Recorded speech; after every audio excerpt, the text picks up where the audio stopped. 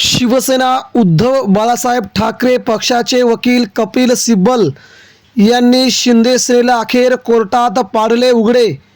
देशाच्या राजकारणातून शिंदे सेनेला पहिला सुप्रीम कोर्टात झटका। आज 4 ऑगस्ट सुप्रीम कोर्टामध्ये शिवसेनेच्या सुनावणीबद्दल नेमकं काय घडलं आणि उद्धव ठाकरे यांच्या शिवसेनेकडून कसा ठाकरेंनी गड जिंकला। शिंदे सेनेसाठी मित्रांनो पुढची लढाई अतिशय बिकट, तर उद्धव ठाकरे यांच्यासाठी अनेक रस्ते मोकळे।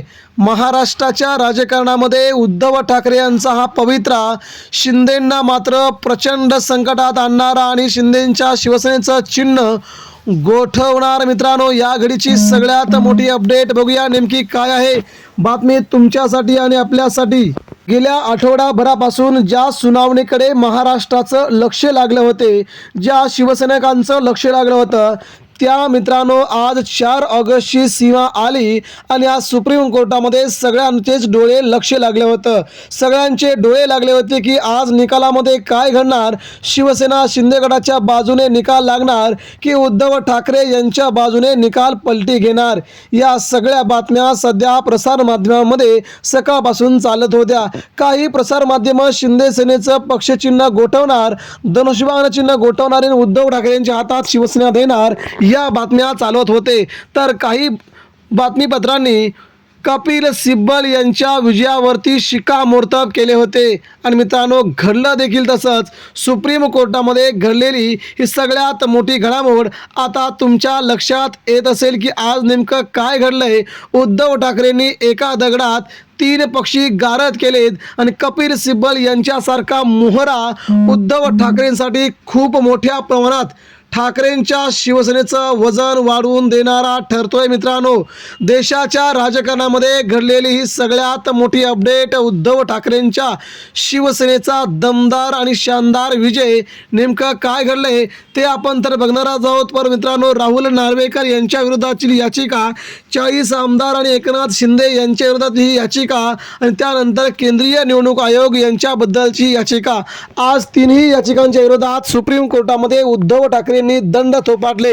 त्यावेळी कपिल सिब्बल यांनी शिंदे सेनेला फैलावरती घेत मित्रांनो महाराष्ट्राच्या राजकारणामध्ये शिवसेना ठाकरेंची कशी आहे, उद्धव ठाकरे यांच्या हाती शिवसेना कशी येणार आणि या अपात्र आणि बंडखोर आमदारावरती 6 वर्षाची निवडणूक बंदी कशी येणार, याविषयी कपिल सिब्बल यांनी आपलं सगळ्यात मोठं वक्तव्य करत सुप्रीम कोर्टात देखील मित्रांनो त्यांनी अतिशय मोठ्या प्रमाणामध्ये पकडलं असून या सगळ्या घडामोडींच्या पाठीमागे उद्धव ठाकरे यांचं खूप मोठं व्यक्तिमत्व लपलेलं आहे। ज्या प्रकारे उद्धव ठाकरेंनी ही केस स्टँड केली, या स्टँड केलेल्या केसवरती ठाकरेंचा जो पवित्र होता, जो ज्या प्रकारचा होता, तो प्रकार पाहता महाराष्ट्रात शिंदे सेनेच्या हातून सगळेच्या सगळं जात आहे।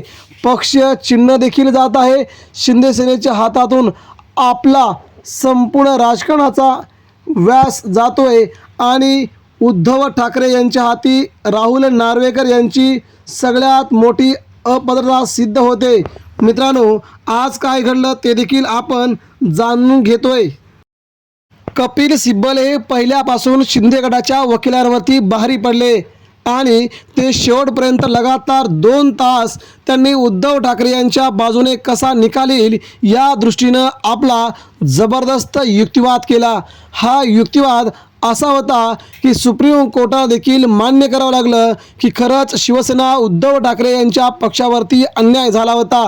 तो अन्याय दूर करण्यासाठी आता सगळीकडूनच प्रयत्न सुरू झाले असताना कपिल सिब्बल यांनी सगळ्या बाजू खोडून काढत शिंदे गटाच्या सगळ्या बाजूंना अतिशय मोठ्या झटक्याने उद्धव ठाकरे यांच्या बाजूने वळवलं आणि एकत्रच मित्रांनो हा निकाल उद्धव ठाकरे यांच्या बाजूने फिरवल्याचं चित्र कपिल सिब्बल यांनी सुप्रीम कोर्टामध्ये निर्माण केलंय।